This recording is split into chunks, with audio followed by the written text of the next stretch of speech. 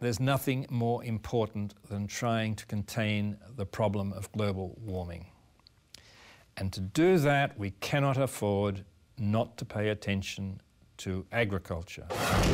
If we want to just achieve a fairly conservative objective in this sector, which is to stop this sector adding more by the middle of the century, then we have to take quite radical steps, because the natural dynamic is that as populations get richer, they almost universally consume more animal products.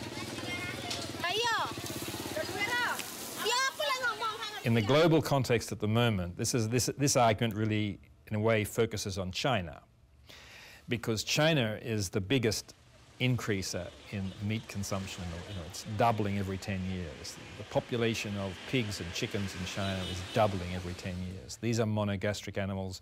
They don't create a greenhouse gas problem in terms of methane release, but they do create environmental problems because they have to be fed. And the feedstuffs have to come from global sources, and they come from soybean production in Brazil, which comes from deforestation and so on. If the rich countries keep on consuming at their high level, and countries like China come up to our high level, then the situation will be much worse, and that will make it very much more difficult to achieve global warming targets overall. So it's rather strange that most governments only focus on quick fixes, like taxes on gas guzzlers. Certainly when you realize that research shows that in a year, a cow in the Netherlands will produce just as many greenhouse gas emissions as a car that drives 70,000 kilometers. 70,000 kilometers. This means driving around the globe more than 1.5 times. In a medium-sized car, I should add. The image we get to see of global warming is always so one-sided. We only get to see factory chimneys and traffic jams. Where are the public information campaigns about the relationship between carbon emissions and eating meat? I certainly haven't seen them yet in the Netherlands, despite the fact that we slaughter 500 million animals here each year. Animals, however, discover exactly what factory farming is very early on in their lives. Piglets, for example, are castrated without anesthetic. Their tails are docked, they are forced to live in dark concrete stalls and usually only see daylight when they are taken to slaughter. It's not much different for other factory-farmed animals. Take laying hens, for example. They are crammed into battery cages and their beaks are trimmed to stop them from pecking one another. Since 2006, I have represented the Party for the Animals in the Dutch Parliament, and I strive to put an end to these kind of practices. But my work doesn't just stop at animal welfare. It's only recently that the Dutch Environmental Agency has sounded the alarm at the speed at which we are exhausting the earth and its resources. The Netherlands uses 4 times its own surface area to produce what we consume. Think of it like a buffet. We are heaping up our plates with enough food to feed 4 people, which means that there will be not enough left for those at the back of the queue. 1 billion people on our planet suffer from obesity, while elsewhere 1 billion people go to bed hungry every night. Something is seriously askew, and we should really talk about it.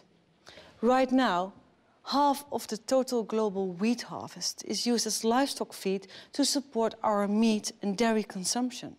Half of the entire harvest, while at the same time people in poor countries are starving. And there doesn't seem to be an end to this. We keep on consuming more and more and more, and in the future we'll have to exploit other people's natural resources even more than we do now. And this will be at the expense of those people, clean water, clean air, and also our environment. So let me sum this up for you. Scientists say that it simply takes far more land and energy to produce animal protein than plant-based ones.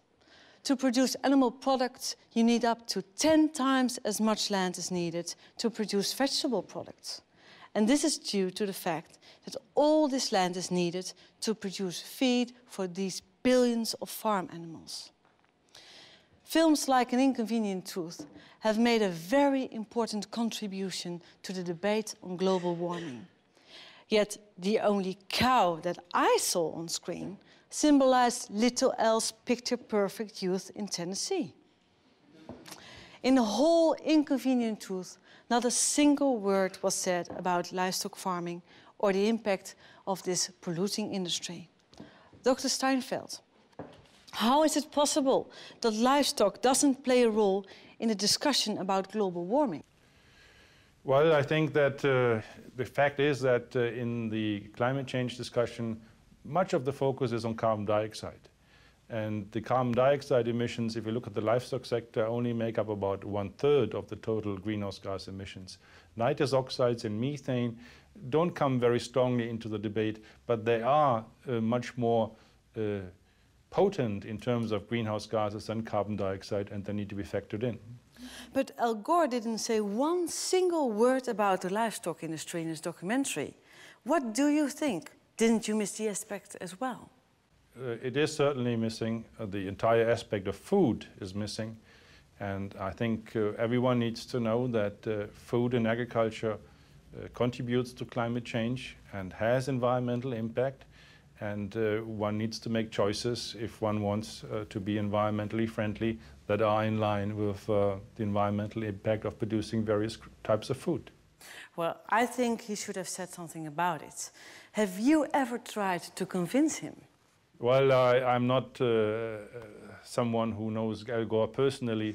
I think that at my level, publishing results and talking at conferences and talking to the media, such as in this case, is all I can do. Well, thank you. He doesn't know it either. So I went to the United States to find an answer to this question. Unfortunately, Al Gore was busy, but I did manage to speak to some other people who had quite a bit to say on the subject.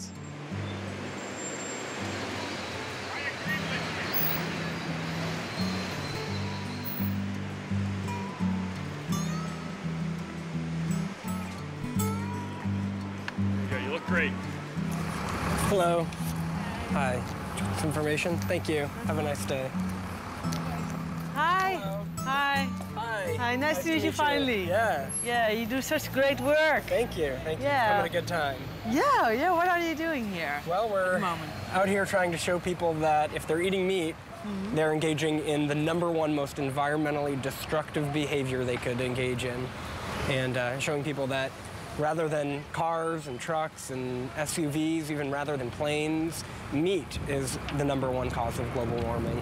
Do people believe that when you tell them? People are shocked to find out. We hear so much about cars and trains and planes and energy, and people don't realize that it's actually the meat on their plate that's causing global warming rather than the car that they're driving even.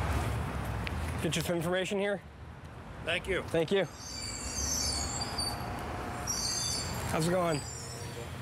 There you go. Check that out when you get a chance. Thank you. Check that out. Thank you.